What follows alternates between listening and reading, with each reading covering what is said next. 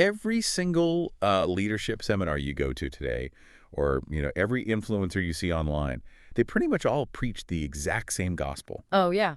Always. Right. It's always be authentic Yeah. or show your true self, like vulnerability is your superpower, that kind of thing. Right. Radical honesty. Exactly. We are constantly told that radical honesty is, the ultimate key to gaining trust, whether you're managing a team or building a brand or honestly just trying to navigate life. Yeah.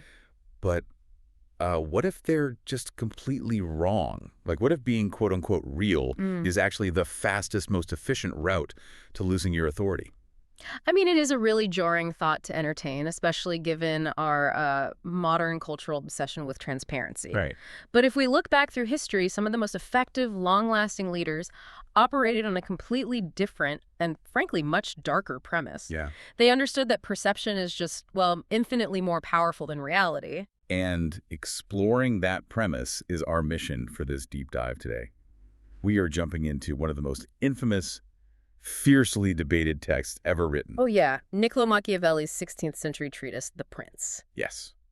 We're going to unpack his explosive argument that in the real world, appearance matters far more than confidence. Right. We'll look at the psychological mechanics of why carefully crafting a public image is, the ultimate tool for maintaining power, and why actually being a quote-unquote good person can be incredibly dangerous. Though before we dive into the mechanics of this, I think we should probably set a clear baseline for you listening. Good idea. We are objectively exploring Machiavelli's philosophies here. We are not, and I can't stress this enough, we're not endorsing them as some moral compass or a personal guide to life. Right, definitely not. The goal is just to understand the machinery of power, deception, and perception exactly as he observed them playing out in history. We're doing this without taking sides on any modern political or moral debates. Exactly. Yeah. We are simply examining the historical blueprint he left behind to understand how power operates. We're lifting the hood to look at the engine. Right. And to understand how that engine works, we really have to start with how Machiavelli fundamentally divided human existence.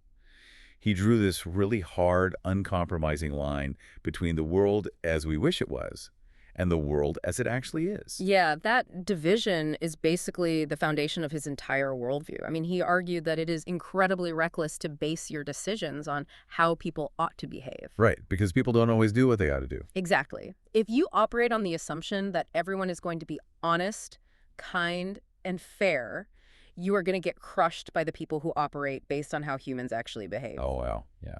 He wrote that a person who wishes to act entirely up to their professions of virtue will soon be destroyed among so much that is evil. Right. Therefore, a leader who wants to survive in the real world has to learn how not to be consistently good. Okay, let's unpack this. Because he uses a very specific, memorable metaphor to explain how a leader should actually navigate this flawed reality. He does, yeah. He talks about the two ways of contesting or fighting. One is by law, which he says is proper to humanity. Right. And the other is by force, which is proper to beasts. And his point is that because the laws and rules of men so often fail to protect you in the real world, a leader just has to know how to channel the beast. Yeah, and he takes it a step further, too. He divides that beast nature into two distinct animals. The fox and the lion. Exactly, the fox and the lion.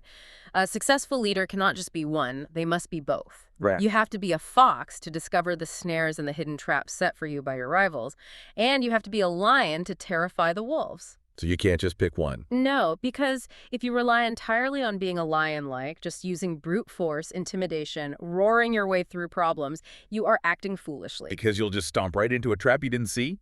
Exactly. But on the flip side, if you're only a cunning fox, you just don't have the brute strength to fight off a coordinated pack of wolves. Right, so it's this constant, delicate calibration between agility and brute strength. Yeah. But what's fascinating here is, and this is the part that really shakes up our modern obsession with authenticity, Machiavelli makes this crucial, almost scandalous assertion. Oh, it really is. He says, a leader absolutely must not actually possess or strictly observe all the good qualities we demand of them. Things like, mercy, faith, humanity, religion. Yeah, he views practicing those virtues all the time as a massive liability. Right. Instead, he says it is highly useful to merely appear to have them. And it goes deeper than just putting on a superficial show. Machiavelli is actually arguing for extreme mental agility here. What do you mean? Well, A leader must have a mind ready to pivot at a moment's notice. Like, you must appear to the public as entirely merciful, faithful, humane, and religious. But internally, your psychology has to be so detached from those virtues that if fortune suddenly turns against you, you are entirely prepared to act in the exact opposite manner. Oh, wow. Yeah, you have to be able to switch instantly from the compassionate fox into the ruthless lion without any moral hesitation. I mean, I can see how that works in theory, but practically speaking, isn't living a double life just exhausting? It sounds exhaustive. Like you're constantly calculating like a predator while pretending to be a saint. Yeah. It feels like the lie would eventually just crush you. Right. But then again, I think about massive global corporations today. This is exactly their playbook. Oh, absolutely. Think about a giant tech monopoly, right? In the boardroom, behind closed doors, they are the lions. Right, crushing competitors, slashing costs. Aggressively monopolizing markets. Yeah. But their public relations department, they put out these press releases wrapped in the cuddly, compassionate fur of a fox. They sponsor environmental charities. They use that soft acoustic guitar music in their commercials. They talk about, quote unquote, building community. Yeah, we're all in this together. Right. They're doing exactly what he says. Yeah. Operating as the beast, but projecting the absolute illusion of virtue. That corporate strategy is a flawless modern translation. It really is. Thanks. And, to answer your hypothesis about why the lie doesn't crush them or why they don't get exhausted and slip up, we have to look at Machiavelli's psychological insight into the masses. Okay. He understood something really fundamental about human perception that protects the illusion. Here's where it gets really interesting, because he points out that the illusion holds because of how human beings process information. Yeah. We don't actually dig for the truth. We just accept what is handed to us. Yeah. He wrote one of the most chillingly accurate observations of human psychology. He said, "Men judge generally more by the eye than by the hand." What he means is that everybody can see what you appear to be, but very, very few people ever come close enough to touch what you actually are. Right. So everyone sees the glossy, curated surface. Exactly. Nobody touches the gritty, complicated reality. And even those few who do manage to touch the reality, like the inner circle, the executive assistants, the advisors who see the lion's teeth, they rarely speak up. Why is that? Because the many have the majesty and the power of the state or, the corporation backing them up. Oh, I see. If the vast majority of people believe in the illusion of the benevolent leader, the few who know the truth are terrified to oppose that massive public opinion. The illusion basically becomes a fortress that protects itself. Wow, it's like the ultimate social media dynamic. Yeah, totally. The public only sees the curated, perfectly filtered feed. That's the eye. Right. And only the people actually living in the house see the chaos and the mess off camera. That's the hand. Oh. But if a leader's behind-the-scenes actions are actually deceiving people, how does the public not eventually wake up to the discrepancy? Well, Machiavelli provides some fascinating historical examples to prove that the public simply doesn't want to wake up. Really? Yeah. Yeah. Look at Pope Alexander VI. Machiavelli knew him and his son Caesar Borgia very well. Right. He notes that Pope Alexander did nothing else but deceive men. He never even thought of doing anything else. He's constantly lying. Constantly. And yet, his deceits always succeeded because he perfectly understood this gullible, surface-level side of mankind. Wow. Or consider Ferdinand of Aragon, the King of Spain. Okay. Machiavelli points out that Ferdinand preached nothing but peace and good faith, yet in reality, he was deeply hostile to both. So he was a total hypocrite. Completely. And Machiavelli says, had Ferdinand actually practiced the peace he preached, he would have lost his kingdom and his reputation multiple times over. So preaching peace while secretly acting hostile actually confuses adversaries and keeps them off balance. Yes. But why does the general public let them get away with this blatant hypocrisy? Because the vulgar masses, and by that he just means the general public, they only truly care about their result.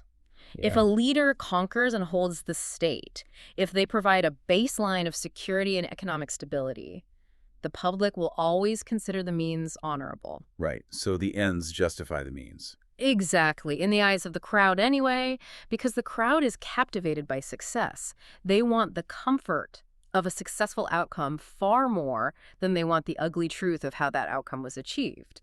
That makes a lot of sense. So if the public only cares about the end result, then spending your own energy to actually be a generous, virtuous person behind the scenes isn't just exhausting, it's bad business. It is. It's a completely counterintuitive trap. It is the ultimate trap. And this leads to Machiavelli's really fascinating perspective on liberality, which we would understand as generosity. Right. He argues that trying to genuinely practice generosity is actually one of the fastest ways to destroy your leadership. Wait, really?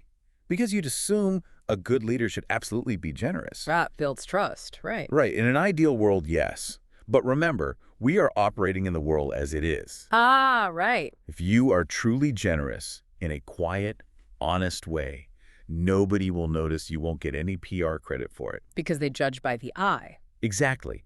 To actually get a public reputation for generosity, you have to be loud about it. You have to throw lavish events, fund massive public works, and, give away fortunes visibly. Okay. But what happens mechanically when you do that, you quickly drain all your resources. Right. And once you run out of your own money, you still have to maintain that generous public image. Yes. So you have to start squeezing your subjects. Precisely. If we connect this to the bigger picture, to keep up the PR image of the generous leader, you eventually have to heavily tax your people. Oh, wow. You have to squeeze them for money to fund the illusion of your generosity. Yeah. And the moment you start taking their hard-earned money, they become poor and they immediately grow to hate you. Because you're taking their stuff. Right. By trying to buy their love with flashy displays, you basically guarantee their deep-seated resentment. That is a brilliant psychological flip. By trying to be the ultimate good guy, you actually become the villain. Which is exactly why he argues it is far safer to cultivate a reputation for meanness or stinginess from day one. Really? Just be cheap. Yes. Because a stingy leader lives within their means. They don't have to rob their subjects to fund lavish public displays. Okay, I see. Over time, the people realize their taxes aren't going up, their property isn't being confiscated, and the state remains secure. Right. And they end up respecting that leader far more. The stingy leader exercises true generosity to the masses by simply leaving their wallets alone.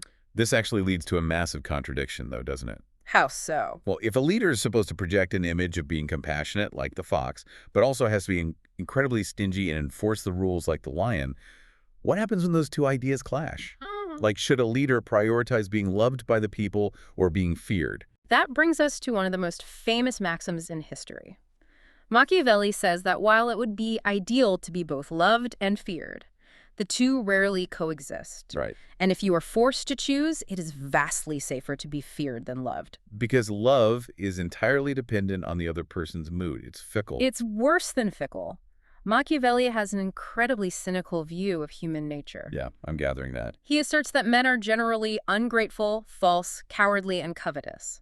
When times are good and you're benefiting them, they offer you their blood, their property, their lives. Sure. But when danger approaches, they will turn their backs on you. Wow. Love is just a bond of obligation. Because humans are inherently self-interested, they will break that bond the very moment it becomes inconvenient. But fear doesn't give them a choice. Right. Fear is maintained by a dread of punishment that never fails. People can choose whether or not to love you, but they do not get to choose whether they fear you. No, that's heavy. A wise leader relies on what they can control, and you can control fear. But let's push back on that a bit. Doesn't terrifying people cross the line into becoming a tyrant? It can. If you're constantly punishing people, they are going to hate you. And a hated leader usually ends up overthrown, right? How do you balance being feared without crossing into hatred? And that right there is the tightrope walk of power. Machiavelli insists that a leader must inspire fear without crossing into hatred. Okay. You can be feared and still deeply respected, but the moment you are hated, you are in mortal danger. So how do you avoid the hatred? To avoid hatred, he gives a very specific structural rule. Keep your hands off your subjects' property and keep your hands off their women. Meaning, don't mess with their generational wealth or their family honor. Exactly. He writes, men more quickly forget the death of their father than the loss of their patrimony. Ouch. That is a brutal observation. It is. But he's saying you can execute a traitor and the public will eventually move on. But if you confiscate their family estate and impoverish their children, they will harbor a grudge that lasts for generations. Right. As long as the average citizen feels their property and their personal honor are safe, they will accept a fearsome leader who provides stability. He uses military history to prove this point too, doesn't he? Specifically looking at Hannibal. Yes. Hannibal led a massive, incredibly diverse army of different races and cultures across foreign lands for years. Right. And there was never a single mutiny, never any dissension, even when his luck ran out. Which is pretty crazy. It is. And Machiavelli attributes this incredible discipline entirely to Hannibal's, quote, inhuman cruelty. Wow. That cruelty, combined with his immense military valor, made him revered and terrifying to his soldiers. And he contrasts that with Scipio. Right. He does. Because Scipio was famous for being the opposite, like a general known for his outstanding character and extreme leniency. And what happened to Scipio? His excessive leniency caused his army in Spain to rebel against him. Right, because there was no fear. Exactly. When a leader is too lenient, it signals a lack of consequences. It lowers the perceived cost of failure, so soldiers or, employees start pushing boundaries. Yeah. They took advantage of Scipio's good nature because they didn't fear him. So competence isn't about being nice or accommodating. It's about maintaining absolute stability. Yes. And sometimes stability requires a terrifying lion that knows exactly where the boundary of hatred is and stops right before crossing it. Exactly. The public image doesn't have to be warm and fuzzy. It just has to project absolute, undeniable authority. So what does this all mean? Let's look at the whole recipe. Okay. We have the agility of the fox, the brute force of the lion, the understanding that people judge by the eye and not the hand, Yeah. and the careful balance of fear without hatred. Right. If I'm trying to visualize this in action, was there ever a historical figure in his sources who flawlessly executed this entire balancing act? There was. Machiavelli points to the Roman Emperor Severus as the absolute masterclass in this strategy. Oh, Severus. Okay. Yeah. Severus was a new man who seized the empire from scratch, and he did it by being the ultimate illusionist. Okay, so if I'm Severus, and I'm a military captain in the provinces who wants the throne, I can't just march on Rome and declare myself emperor. No, absolutely not. That puts a massive target on my back and unites everyone against me. Yeah. So how does he use the fox to mask his ambition? He hides his ambition brilliantly. So the current emperor, Pertinax, had just been murdered by the Praetorian Guard. Right. Severus convinces his army in the Balkans that they need to march on Rome, not to install him as emperor, but simply to avenge the tragic death of Pertinax. Oh, that's clever. He wraps his naked power grab in the noble, righteous cloak of justice. Right. He plays the fox so well that by the time he reaches Italy, the Senate is so terrified by his army that they elect him emperor out of pure fear. But the empire's huge. There had to be other generals with armies who saw through this and Yes. wanted the throne for themselves. Oh, definitely. He had two massive rivals, Niger, who commanded the armies in the east, and Albinus, who commanded the west. Okay. Severus is smart enough to know he cannot fight a war on two fronts. So he targets Albinus's ego. How so? He writes to Albinus, playing the fox, and offers to share the title of Caesar with him. He treats Albinus as a deeply respected colleague. And why does Albinus fall for that? Like, why doesn't he see it's a trap? Because of his own vanity. Albinus wanted to believe he was respected. He wanted the prestige without the bloodshed. Ah. People fall for the fox because the fox exploits their ego and their wishful thinking. So Albinus accepts the deal and stays completely pacified. Wow. Meanwhile, Severus takes his army channeling the lion marches east and completely destroys Niger. And let me guess, once Niger is out of the picture, Severus suddenly forgets all about that friendly power-sharing agreement with Albinus. Oh, he shreds it. Yeah. Once Niger is dead, Severus returns to Rome and loudly complains to the Senate that Albinus has treacherously tried to murder him. Oh, wow. He just Yeah. flips the script. Entirely. He fabricates a betrayal to justify his next move. He then marches to France, uses the lion one last time, and strips Albinus of his territory and his life. That's brutal. It is. Machiavelli concludes that Severus was a valiant lion and a most cunning fox. He was feared and respected by everyone, and crucially, he wasn't hated by his army. Right. His supreme renown and his unbroken string of successes protected him from the hatred his violent actions might have otherwise caused. It sounds exactly like a brutal corporate takeover disguised as a friendly merger. It really does. Like, you smile, you shake hands, you sign a partnership agreement with a rival company. That's the fox playing to their ego. Yep. It keeps them totally passive. Yep. Meanwhile, you are secretly hoarding capital and preparing a hostile buyout. That's the lion. Exactly. And once you've eliminated your other competitors, you launch the buyout, swallow the partner whole, and spin the PR to make it look like they breached the contract first. That is the exact mechanism of power Machiavelli is describing. Severus's success lay entirely in perception management. His actual military competence was secondary to his ability to control how his actions were viewed by the factions that mattered, the army and the Senate. He managed the eye of the public flawlessly, giving them a narrative they were willing to accept. This has been an incredibly eye-opening journey to bring this all together for you listening. Yeah. We've seen how Machiavelli stripped away the romantic, idealistic notions of leadership. Yeah, completely. He looked at the world and saw a place where people overwhelmingly judge the surface, the glossy exterior, rather than the complex, often messy substance underneath. Right. Whether you're prepping for a major boardroom presentation or navigating the invisible politics of your office, or honestly just watching celebrities and politicians maneuver on the nightly news, remember this framework. Absolutely. They know you are judging by the eye. They know you cannot touch the hand. Which leaves us with a rather profound and perhaps unsettling final thought to consider. Let's hear it. We live in an era that constantly demands quote-unquote authenticity. We beg our leaders, our brands, and our public figures to be vulnerable, to be transparent, to show us their true selves. Right. But if human nature dictates that we only ever truly judge the surface, and that we actually punish leaders who are too lenient or too genuinely transparent with their flaws, is true authenticity even possible on a public stage?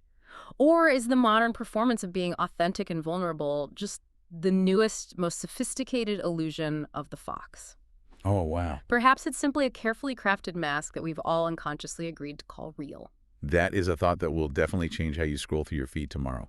Thank you so much for joining us on this deep dive. Until next time, keep looking past the surface and watch out for the foxes.